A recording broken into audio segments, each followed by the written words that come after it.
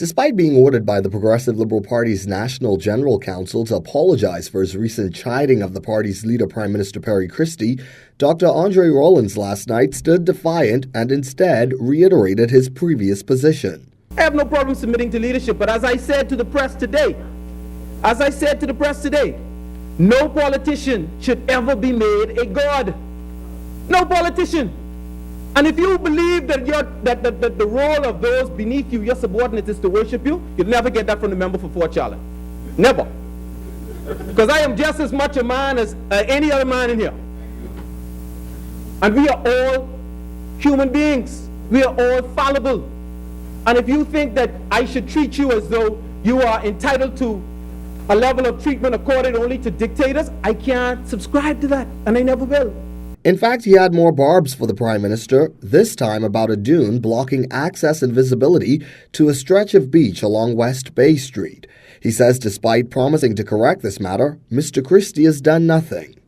I have no difficulty with the Prime Minister waxing eloquent, but the Bahamian public expects that the actions of the Prime Minister will meet his words. And when they don't, all of us in here who belong to the government become suspect.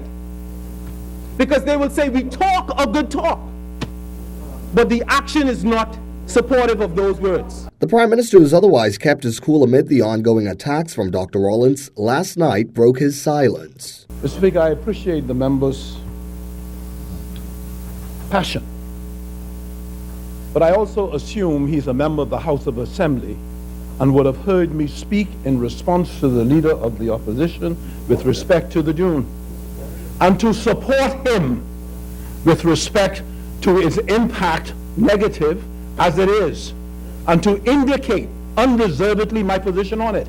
Every member on the opposition heard it, but if he was attentive, as he seems to suggest he is, he would have heard me say that, and would not need to gratuitously refer to me and my eloquence and then about to make some case that doesn't exist when it comes to me and what I believe. And Deputy Prime Minister Philip Davis Thursday reaffirmed his support to the Prime Minister and sought to give Dr. Rollins a lesson in humility. I fully support but one leader. That leader is the member for Centerville. The finger will point only in one direction if the truth is asked about who questions and seeks to undermine the present leadership. Disagreeing in viewpoints is the circumstance of democracy. However, respect must issue from both sides. For Charlotte yesterday questioned whether we are legislating just for legislation's sake. Why else do we come to this place if not to legislate?